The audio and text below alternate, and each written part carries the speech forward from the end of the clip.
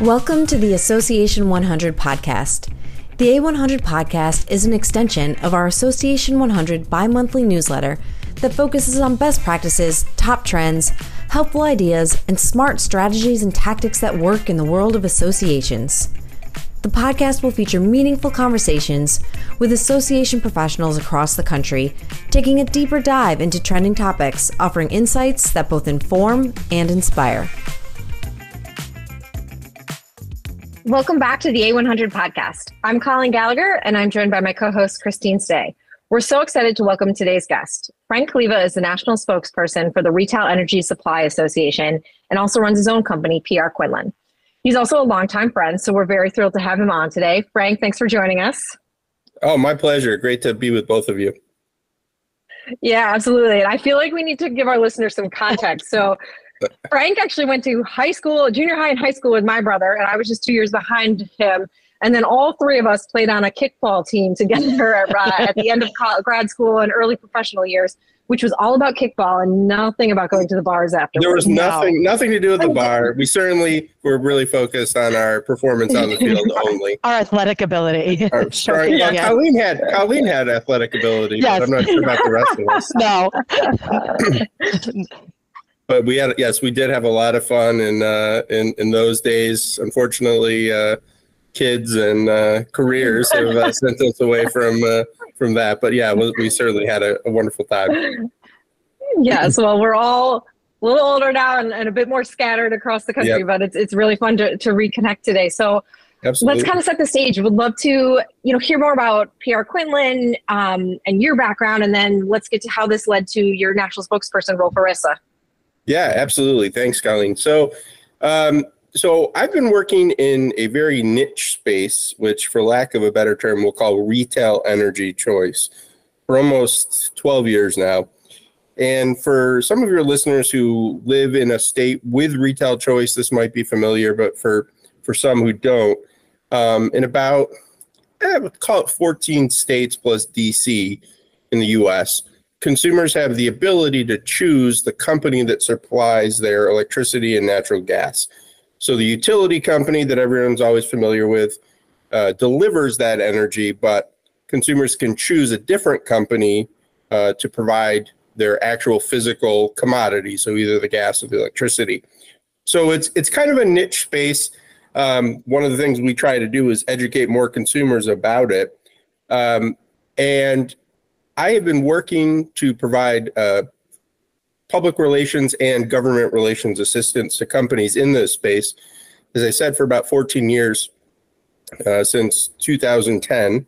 And since 2014, my own company, which I founded, PR Quinlan, has really been almost exclusively focused in this space. So in the past, I worked for another agency that had other clients in other industries, and then I had the opportunity to purchase the government relations practice from that company and found it as my own company, PR Quinlan, which is, as I said, we're really narrowly focused on this specific industry. And I've had the privilege of working with a lot of companies in that space, which ultimately led to earlier this year being invited to submit a response to an RFP for a new national spokesperson for RESA, and which I was fortunate enough to win. Yeah, that's fantastic. Very cool. And it sounds like you've had some spokesperson experience with coalitions too before then. Yeah, absolutely. So we actually have run a couple of coalitions in the past as an organization, as PR Quinlan, focused on consumer education. As I talked about earlier, we have companies in our space who've operated for 30 years, who may have served customers for a couple of decades, and who are very successful in that space, and yet might not be household names, even though they're serving millions of customers, because the utility bills are often not something that people pay much attention to. Yeah. So it's one of those things, right? And I mean, you know what? Yeah, that's guilty, right? We're all guilty of that. I am certainly. I'm pretty sure mine's just on auto pay. Yeah, and that's what happens. Exactly. So, and because of the way the utility bills work, typically, except in a couple of places like Texas, the utility company usually still sends the bill to customers, even if the energy is being provided by a retail supplier. So there's fewer touch points for consumers to remember who their supplier is, even if they signed a contract, understood it. Over time, you naturally, if it's on auto pay especially, you're naturally not thinking about that. And one of the things we try to do and have tried to do with other coalitions in the past is help consumers feel more empowered to take control of their energy choices. And so what's interesting, I think, and has been interesting in the past, is that we often have some very discrete audiences that we need to deliver messages to who have varying levels of education. So we often find ourselves in the situation where we're dealing with the media, who has one level of understanding of energy choice. We're dealing with regulators who have a very deep understanding of energy choice. And then we're also dealing with consumers who, again, it may vary widely from residential consumers who are on auto pay to commercial and industrial companies. You know, think of a Walmart. Walmart's utility bill is huge. And as a result, they have an entire organization that just looks at how they procure and use energy. So they pay very close attention. So we have all these different audiences that we need to deliver messages to. And that's can be a challenge to develop the right messages for the right audience at the right time. And yeah, that's fascinating. And I'm sure that's one of, distinguishing those different audiences. And that's definitely one of the things that you do as a national spokesperson. But in layman's terms, like, what does being a national spokesperson for an association mean? Yeah, absolutely. So, in the 6 months that I've worked with RESA, I've had 5 or 6 interviews with print journalists looking at specific states. So typically it's been with, say, Maryland, thinking about the Baltimore Sun. So a state-focused journalist. I've delivered testimony in front of a state legislature committee. And I've worked on messaging that would go directly to consumers and other similar, you might call them mass market audiences. So I've gotten to kind of do all 3 things, right? So talking directly with people in government, talking directly with the media, but then also working on messages that will go to consumers, for example, through our social media and blog and similar channels. So it's really about talking. I mean, that's kind of what my job is. And whether it's talking or writing and then talking, it's usually a combination of the two. Unfortunately, I work with a great PR team, a great executive director, and great members, and we have a lot of collaboration. The other, aspect of it, there's also an internal audience that goes along with communications for an association. And I think one of the challenges that I've experienced in the past with other coalitions, and to a certain extent, I can see within RESA, just like any organization, RESA has 16 members. And these members are all competitors with each other. And, we take antitrust very seriously. Before every single meeting, we read an antitrust disclaimer. It's something we take very seriously. And so within the constraints of antitrust rules as an industry organization, our companies all have their own interests, which is understandable. Any company does. But then we also have the interests of the industry as a whole. And how do we balance what we emphasize in our communications?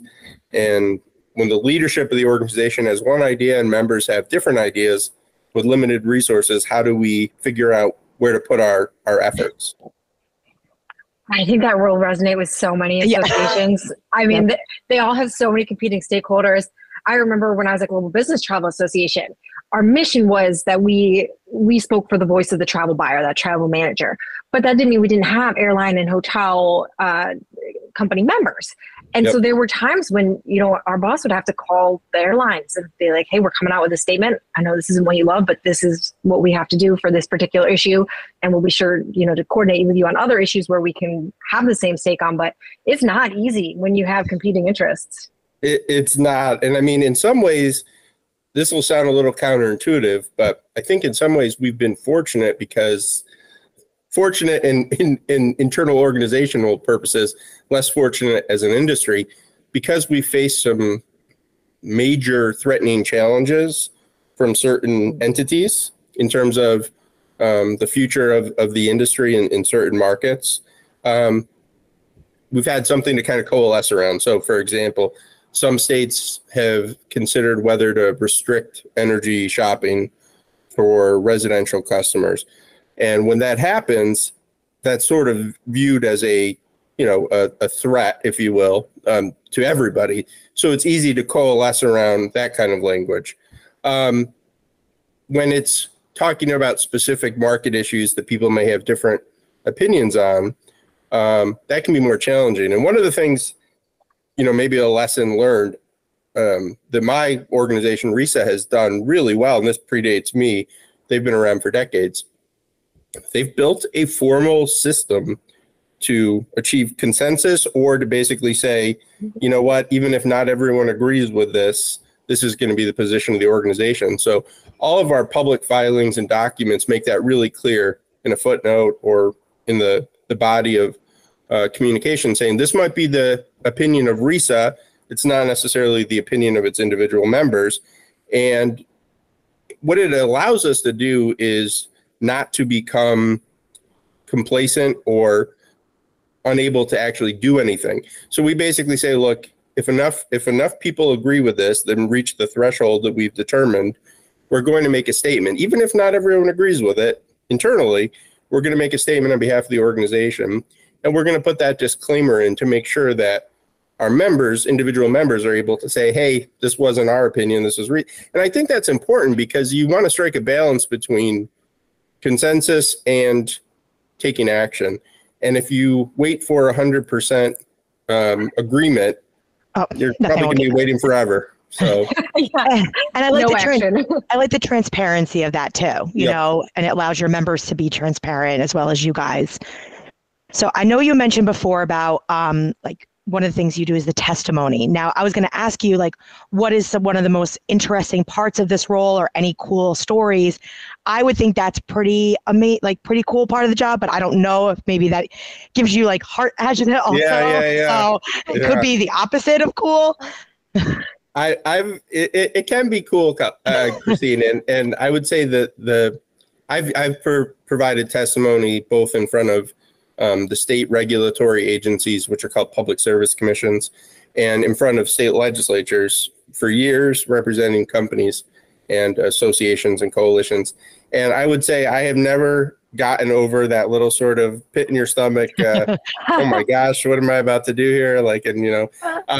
But I always think that's good, because if you're not a little bit scared before you're about to do something, you're probably not doing the right thing. So I love that. Yeah, I think you need to be a little scared before you speak in public on a serious topic. Otherwise, 100%. You're probably going to mail it in otherwise. And so I always like to think, okay, good. I have a pit in my stomach. That feels good. I will say in Massachusetts, I recently testified in front of a Senate committee. I did it remotely because unfortunately I was sick, but so that sort of eased the nerves a little bit and allowed me to focus perhaps in a way that I would have struggled a little bit more in person. Right off the bat, you kind of get those jitters out of the way a little easier when you're doing it remotely. But one of the challenges is the Attorney General of Massachusetts and several other prominent state officials were testifying right before me and had very different views on a particular piece of legislation than I did. So that always is, it can be a little intimidating at first. So you have to be confident and in your position and recognize that they're there doing their job and you're there doing your job, and that none of this is personal and none of this is, says anything about you or your organization. It's just people have reasonable differences of opinion, sometimes unreasonable differences of opinion. But,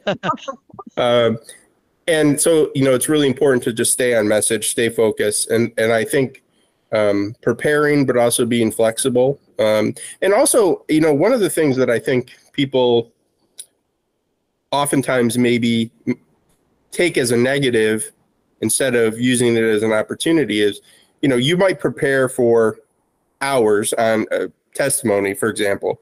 And by the time it gets to be your turn, which in my case was 3 hours into the hearing, you might feel like everything's already been said. You have nothing. All you're going to do is repeat the same points that have already been made. Well, I view it as I've had 3 hours to listen to the arguments from the other side. And now, I can use that time, especially if I'm working remotely, but also in person, to say, okay, what can I say to answer some of the points that have been made? what can I say that's new or novel? And because what I usually end up doing is shortening my written testimony considerably on the fly and say, okay, these are the key points. Now I know what people are concerned about. What can I zero in on? And so you have to be a little flexible. So even if you put in that preparation ahead of time, you have to be willing to jettison it if needed to respond in real time to what's being said. So I actually view view that as an advantage when you're sort of last in line and you have to throw things away. If it means that you get to make a better, stronger point, then I think that's a win. So, I view that flexibility, that willingness to sort of, there's a famous Southern author from the 50s, Flannery O'Connor, and she used to refer to editing as murdering your little babies because, you feel so, which is kind of gruesome, no. but I think that's really important. So like you prepare all this testimony, you do all this work ahead of time, like you really have to be prepared in the moment, I think, to say, all right, that was great. I'm going to throw it all away and speak off the cuff about what it is that I'm here to talk about. So it's a little bit of a tightrope app. Yeah. I mean, I think it's a challenge, but that's what I think is, to get back to your point, Christine, like what's exciting about it. Like, it's not like being in a courtroom, but at least it has that kind of feel of, okay, I got to rise to the challenge here and do it in a professional way and in a respectful way. But so that makes the testimony, I think, fun. That's really cool. And when we talk about preparing, so whether it's for that testimony or for an interview, the flexibility is so important. I think that's such a key point. What else are you doing in that prep stage to make sure, you talk about like having to stay on message, having to make sure you have these right interests.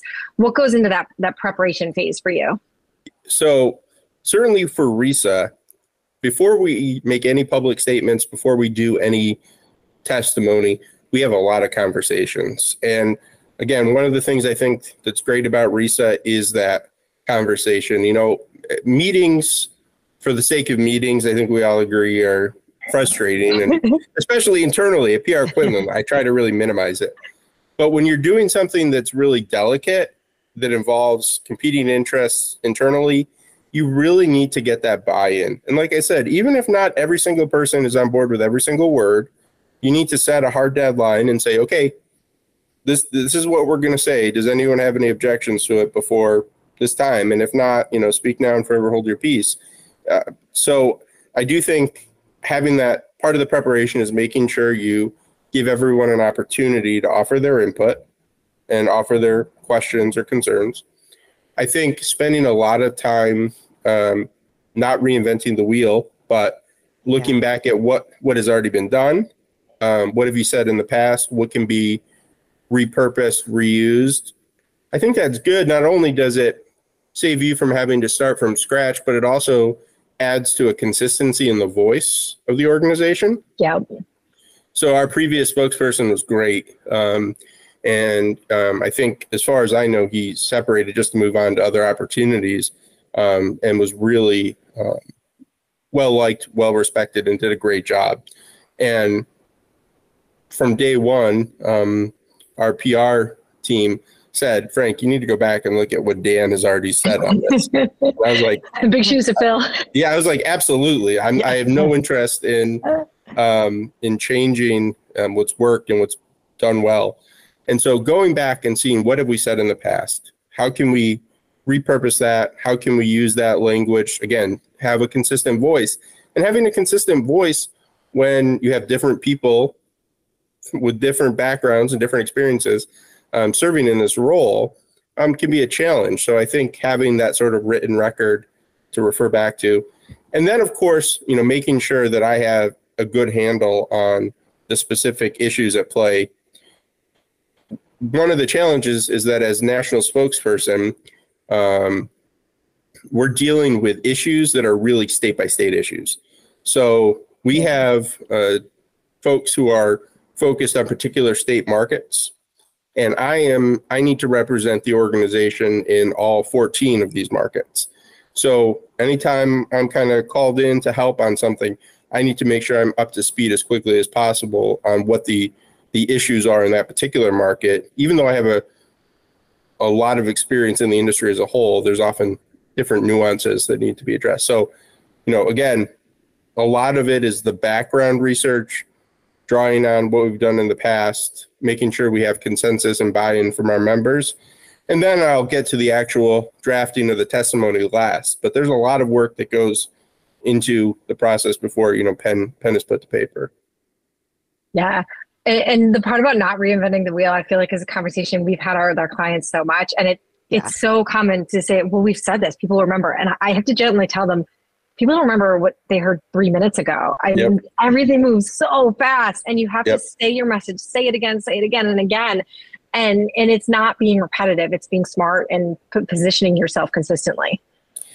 In my first job, I think actually going back to our kickball days, I was working at the U.S. Department of Commerce. And one of the things we would do, we would write briefing papers for the secretary and deputy secretary and the other leaders of the department. And whenever we'd write briefing papers, you'd want to spew out everything you knew about something, and you'd want to say as much as you could possibly do.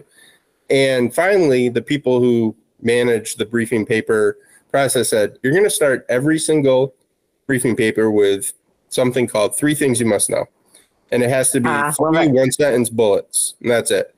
And it turns out that would be the only thing that the leadership would ever read. They would read. That was it. They wouldn't read. You'd do all this work in the briefing paper. Didn't matter. It's sad, but true. It's true. And you would put a lot of work into it, and it'd be frustrating.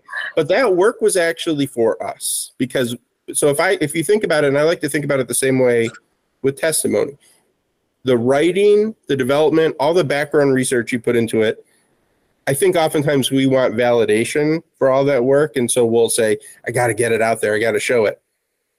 3 things you must know. Keep it simple. What are the most important messages? And focus on those. That work is valuable. It was valuable to get you ready to make the determination about what the 3 most important messages are. And I've tried to instill that with my team internally at PR Quinlan to say, you did a great job. You've written me a 16-page memo. This is terrific. How can we boil it down? But no one's going to read this except for you, and that's great. You learned about it. So I think if you think about that background research and writing as an educational opportunity for yourself, that eases the blow a little bit of no one wanting to actually read that work. Well, it's like you guys are the precursor to Axios. Right, exactly, right. Smart brevity, right? Is that what their term is? Yes, smart, exactly. Smart brevity. Yep. Yeah, exactly right. Department of Commerce, that we came up with that years ago. Too funny. Smart brevity is actually a fantastic book if you're looking to give something to your employees to help them with their business writing. Oh, that's a great idea, Colleen. I'll have to look at that. It's really good. Yeah, Okay, I've cool. listened to it a couple times now on the audio version. It's very good. It's the number one thing I try to instill, and in myself more than anyone. I mean, it is so hard. Going back to that Flannery O'Connor quote, it's so hard to, when you're really proud, when you're communicators, like all of us are, you're really proud of the way you write, the way you speak, how you communicate, and it's so hard to recognize that the audience you're listening to doesn't care nearly as much as you do about what you're saying. And that's a tough lesson to learn, but I mean, it comes with time and age to that's right. that. Exactly. I mean, it's really hard. I feel like a therapist sometimes, I have to say, I know it's important to you, but no one else is thinking about it as much as you are. And what you have to do is, how can you communicate the most important messages and do it the most effective way possible? And I think that's what our job is. That's what we're trying to do is make people care about something in the right way for the right moment to do the thing that we need them to do, while also recognizing they have competing interests and obligations and things they care about. And that's true whether it's a regulator, whether it's a consumer, whether it's a journalist, especially journalists, I think. I think oftentimes, and I'm sure this is something that you talk to your clients about a lot as well, which is, journalists are working on deadline. They're juggling multiple stories. They're always busy. They're always under the gun. Your press release about the junior vice president being promoted to senior vice president is probably not going to be newsworthy to them. I know, they don't care. You have to keep your powder dry, and say, hey, let's wait till we have something that's really going to be of interest and, value. Fortunately, RESA is not like that, but certainly other clients I've had in the past, have struggled with the idea that not everyone cares about the same thing that you care about at the moment. I worked at an association where we had to institute a faux press release, which truly just went to our board of directors. Oh my gosh, that is a genius idea. Yeah. I think of that scene in The Office where Jim is asked to do a rundown. He doesn't know what a rundown is. Then he faxes it to his dad. So he's like, I'm faxing the rundown to my dad. Sometimes I want to do that. Like, okay, yeah, no problem. We'll get this press release out there. Right over. Circle back to that rundown. Yeah. Exactly. Exactly. And Frank, you were talking about, we're talking about all this prep work that we go into, doing all this. But what at the end of the day does success look like for this role? Yeah, it's a great question. I mean, I define it differently for the different audiences. And certainly I think my members and the executive director of the organization and the board who runs it, again, I'm just a spokesperson. I don't have any decision-making authority in the organization.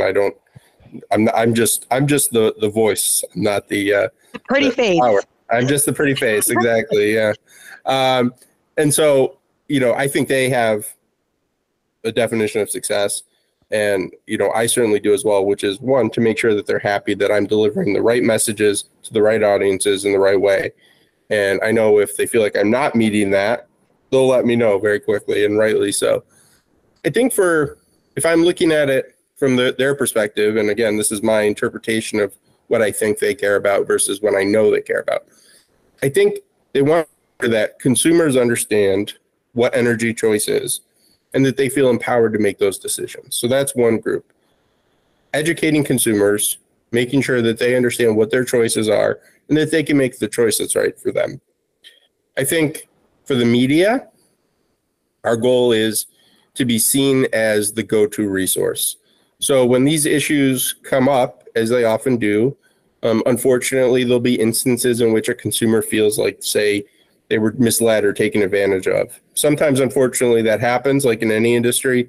Sometimes the consumer may be confused. Regardless, it's a challenge for us as an industry, and certainly it's also concerning to regulators. How do we make sure that the media knows, you know what, we better give RESA a call about this to get the industry perspective? And so building those lines of communication are so critical, and that's something that I really have to compliment our PR group, the Power Group, on, because they've done such a great job of building relationships with reporters ahead of time.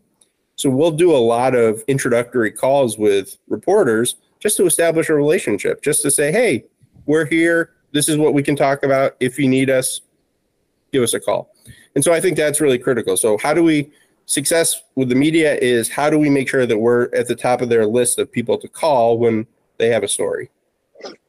And third, dealing with our regulatory and legislative stakeholders, are the people who are ultimately in charge of the industry we work in, making sure that they know that we are here for the long term, that we want to build a competitive market that gives consumers opportunities and new products and services that help them control their energy usage to meet other goals, whether it's environmental and renewable energy goals, similar cost savings, all sorts of different reasons why people might shop for energy.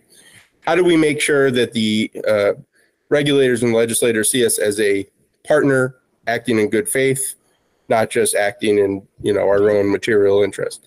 So we have those. I think for us, success is probably divided again by audience. How do we make sure that we're viewed correctly as a good partner and a good faith actor in the space? And I love what you said, going back to your second one about being the voice in the industry, that resonates with us with, that's like our goal for all our clients, is just being that, seeking out that voice and being someone that we can rely on. So definitely understand that. And I think that's such a missed opportunity for a lot of companies, not your clients, I'm sure, because I know you guys are on top of it, but like making sure that reporters know who you are. There's this idea, again, like if reporters don't know who you are, they don't have the time to go look for you. No, yeah. They're not going to find you. You need to be in front of them already. You need to make it a high priority that you're going to reach out proactively, let them know who you are, and politely, non-obtrusively, but occasionally say, hey, you know what? I just wanted to check in. I saw this, thought it might be of interest. Is this something you're working on? Can I be of service? You have to make yourself available and be seen as a resource that's going to make their life easier, right? Like how are you going to make this journalist's life easier? Yep, 100%. We have kind of a twofold strategy where part of it is, like you said, especially with our trades for the different associations that we work with, making sure they just know us. They know who we are, what we can provide. But then we do kind of the more newsjacking level, and that's to reach that next level. How do we get into that top tier media? And that's finding those stories where we can reach out to a reporter right away when a new story breaks to say, hey, we're the ones you should be talking to about this, and this is why. Yep. And that's what you got to do to get that recognition, because there's too much out there and there's too many things that are easy to slip people's fingertips. They're not just going to know who you are. You know, I'm curious from your perspective, because I think you probably do more of it than I do, but do you think like journalists even look at press releases anymore? I mean, are press releases, like, do you think actual members of the media look at press releases, or do you think it's? So I have a mixed feeling. I would never send a press release just on its own. I do think it can drive news coverage if your pitch is fantastic and the press release is at the bottom and like as a for more information. Mm-hmm. But sending a press release like you used to when I first started, it doesn't work anymore. So much. I think it's more for SEO, a permanent record on your website for your members. But in terms of press coverage, it's the pitch, very short pitch. That's a really good insight, because I've been wondering about that just from a practical level, because it does seem like it's great for, like you said, SEO, making sure that your message is reaching the top of the Google, search page. But in terms of actually hitting the media, sometimes I think this is probably where something like you said, a really strong short pitch comes in handy. Yeah, and just getting that voice out there in the 24/7 news cycle, and like there's a top headline every second. That's where the struggle is real, and how it's just changed in the industry, even the last 10 years. So. Yep. Yeah, I mean, and it is hard, especially, when we were really narrowly focused in the past on this consumer education issue. So RESA works on all sorts of different market issues, but a previous coalition I led was really focused on helping consumers understand retail choice. I mean, if you're making a pitch to, the New York Times, boy, you're going to really need to make this a little sexier than it sounds on paper when I say, hey, do you want to help consumers understand their, utility bill? Okay. I mean, that's not going to go in the New York Times. I mean, it's. You got to know you have to be realistic with your goals. Yeah, exactly. Yeah, going back to the goals. Yeah. Yeah. So I think, I would say, I remember with this particular client, this was probably 8 or 9 years ago. And I remember, this will probably make me feel really old, Christine, speaking of seeming old. I mean, I remember telling my PR person at the time, please, I would be happy if this gets in the penny saver. I mean, I don't know if the penny saver still exists, but I mean, probably doesn't. But, I understand that, we have to have reasonable expectations. And sometimes the message we're delivering, again, it's important to us. And I don't mean to suggest that it's not unimportant objectively. The question is it important to the channel that we're using to deliver that message? And if we can't make it important or relevant, then we may just be wasting our energy and effort expecting them to want to deliver that message. Yeah, well, and knowing who your audience is, because sometimes we have associations who just don't get excited about trade coverage at all. And I get it. It's not sexy. It's not fun. But all of their audience reads it. So realistically, it's a fantastic place for them to be. And then just the competitiveness of today. So there was 2 kind of examples. Back in my old agency I worked at before starting Onward and Upward, we had a really great op-ed that we actually thought was going to get in the New York Times. And they turned it down at the last minute after we thought they were going to accept it. And so we were crushed. And then it turned out the next day is because they ran an op-ed for Meghan Markle. So we weren't going to. What are you going to do there? Yeah.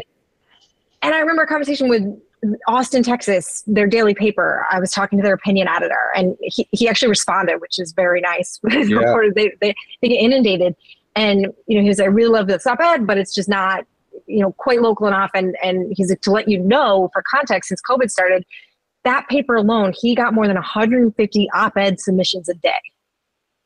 Holy cow! A day, yeah, that's crazy. And just imagining that they're going to give that the attention that we want them to give to each of those 150 I mean, you'd work 24/7 and do nothing else. I mean, it's unrealistic to expect that would happen. Yeah. Yeah, that's really, I mean, I do think, as you both said, like trying to get your message to resonate in that space is challenging. And that's why I agree completely on the trade press angle. We have one online publication in our industry, and it's a very bare bones website run by a single person, but who has like an encyclopedic knowledge of the industry and watches and reads everything that comes out of public service commissions. And we all read it religiously. So from our view, hey, if our message gets in there, we know that we're going to be hitting a lot of our key audiences. Are we going to be hitting our consumer audiences? No, consumers aren't going to this website, but regulators are, our companies are, other companies in the industry who aren't members are, but who we want to make sure understand what our messaging and position is. So I think trade press is great for delivering. Again, you got to know your audience, but for certain audiences, I think getting things in trade press is a win. I would rather have 100 people read our message who are the right people versus spamming 100,000 people with a message that doesn't resonate with them and really serves no purpose. I love that. That's such a good quote right there. It's so true. So well said. Oh, well, I really do believe it. I think that a few key people getting those key messages that's success. If you want to define success, get those messages in front of the right people at the right time. And when one of us marries into the royal family, then yeah, sure, we'll get our op-eds placed in the New York Times. I mean, no question about it. But until that happens, I think we have to be satisfied with getting coverage where we can. Yeah, well, that's spot on. And I know we've already kept you a little longer than we planned to today. So we're going to hop into our lightning round here. Okay, I'm ready. All right. We've been doing this for a little over a year and a half, so we actually decided it was time to mix it up. So you're the first one to get this round of questions for our lightning round. This one's easy. We'll start easy. Tell us where you grew up. Well, like you, Colleen, I grew up in central New York in the city of Syracuse. Go Orange. Yeah. Go Orange. That's right. Awesome. What's your Starbucks order? So boring. Cold brew with cream. Nothing. I mean, just the bit. And I usually say medium instead of grande, and I get a little. Still same. Sorry. I'm upset every time. Yeah, exactly. Love it. So if you won the lottery tomorrow, would you still work? Yes, unfortunately. I wish I could say no, but I 100% would. I can't even, like, the idea of retirement is just terrifying to me. I can't even imagine what that. My parents are both in their mid 60s, well past the age where they could retire. And I mean, I don't know. I think they work more hours than I do. And I don't, unfortunately, funny. That seems genetic. So I think it's in your genes. It's in my genes. Yeah. I'll probably, you not working. I would just be like, oh, great. Here's some money I can invest back in the business. My poor wife. I don't know if she would agree. Oh, too funny. All right. Tell us the last show that you binge watched. Oh, man. The last one I binge watched. I would say one that I really liked recently. It's really weird, but it's For All Mankind on Apple TV. I haven't heard of that one. Yeah, it seems like it's flown under the radar. There's been 3 seasons, but it's an alternative reality look at what would happen if the Soviet Union had landed on the moon first and how that would have impacted all of American history. It's really well done. I'm writing this down right now. It's really well shot. That sounds awesome. Great character. It has great character plots, but it also has a lot of excitement and adventure, and it's really well done. So yeah, For All Mankind, highly recommend. Very cool. One food you can't live without. French fries. Ooh. Good And, one. you know, when I was in my 20s and playing kickball and expending a lot of energy, that was okay. But unfortunately, as I've hit my 40s, it's, you know, but I can't give up on It's French like a fries. treat, you know. You're like, oh, I can enjoy these. Exactly. Some French fries. So, yeah. Now, are you like basic French fries, or are you, because you know now there's like truffle oil and No, Parmesan? ketchup. Basic, Heinz basic, Heinz yeah. ketchup. Yep. Nothing else. Salt and Heinz ketchup. Way to go. Too funny. Oh my God, love it. Okay, we'll end on this one. Tell us your bucket list travel destination. Oh man, I would love to go to Australia. That is, you know, I was fortunate to get to travel quite a bit when I worked for the federal government in Europe, Asia. I've been to China and India, and you know, had some great experiences. But man, I've never been down under. That would be a top destination. Yeah, that's on my list too. That's Yeah, a great same. one. Great. Minus the giant Awesome. spiders. I always see those I videos know. about the giant Yeah. bugs that are there. And I'm like, that's the only reason. Stay out of the I don't think I outback. can handle that. Yeah, But I focus on definitely, Sydney. it looks beautiful. Yeah. Right. Yeah, it does. Agreed. It really does. Yeah, absolutely. Awesome. Well, this has been so fun and truly some awesome insights for our listeners. So we really appreciate you joining us on A100 today. Oh, thank you both. This was great. This was really fun and just really great to talk with other practitioners about how we can better serve our clients. Thanks so much, Frank. It was really nice. Thank you both. And that's a wrap on today's episode. Thanks for listening to the Association 100 podcast, brought to you by the A100 publishing team, powered by Onward and Upward Marketing and Communications. You can subscribe to the Association 100 podcast on Spotify, Apple Podcasts, Google Podcasts, and all of your favorite podcast listening apps so you'll never miss out. Or listen via our website at theassociation100.com. Follow us on Twitter at Association 100. That's Association 100 for all the latest insights and trends impacting the world of associations. Thanks for tuning in.